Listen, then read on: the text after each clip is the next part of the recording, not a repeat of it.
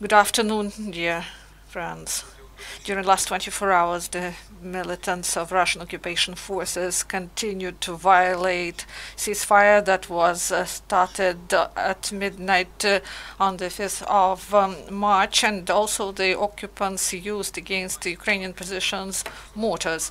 In the Lugansk sector, 2 precision enemy shellings were recorded, the occupants twice, starting about 4 a.m. and starting 9 p.m. The enemy delivered firing impact with the use of grenade launchers of different systems and large caliber machine guns against the defenders of Lugansk. And in the evening, enemy shellings lasted for 2 hours. In the Donetsk sector, 1 precision enemy shelling was recorded. In the evening, starting about 5:40, for about half an hour, Russian occupation forces delivered fire at our defenders of Avdiivka with the use of mortars of 82mm of caliber. On the whole, they launched 15 mines.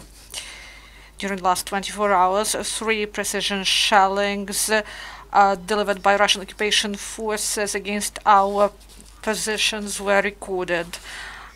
We state that the servicemen of the armed forces of Ukraine strictly adhere to ceasefire, and they didn't return fire. Unfortunately, we have to inform that yesterday in the evening, in the result of enemy shelling delivered by Russian occupation forces, 1 Ukrainian serviceman was killed. He was born in 1983, and this is the second loss of our defenders from the start of ceasefire that was started at midnight on the 5th of March. And our hearts go out to relatives and close ones of the fallen hero, and also to his combat comrades with whom shoulder to shoulder he defended Ukraine from armored aggression. Now about other news. In Ukraine, conscription campaign continues to register young men who were born in 2001, to register them at the regional and city military commissariats, including in Kharkiv Oblast. 8,500 young men are subject to call to military commissariats. According to information provided by Kharkiv Oblast military commissariat, they examined about 7,400 people, prevailing majority of whom 5,500 young men are fully fit for military service, and they have already got their registration certificates. And 500 have serious illnesses, and several hundreds more are referred to civil hospitals for more in-depth medical examination and further final identification of their state of health. About 130 17-year-old young men, residents of Kharkivshina, expressed their wish to enter this year higher military educational institutions, and several dozens have plans to serve in armored forces under contract. Tomorrow, on the 10th of March in Lviv, there will be the first out of 3 sports testings of candidates for participation in Invictus Games 2018.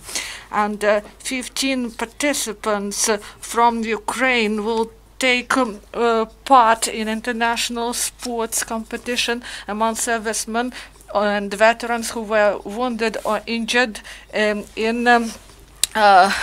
or have fallen ill in the course of or in the result of military service. Overall, 335 applications were submitted, and the testing of candidates will be completed in 6 sports: powerlifting, swimming, athletics, racing and shot put, rowing on simulators, archery, and road bicycle racing.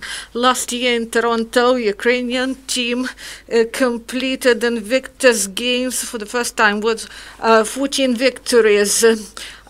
They got 8 gold, 3 silver, and 3 bronze medals. We invite representatives of the mass media to cover the sports testing stage of our heroes in Lviv.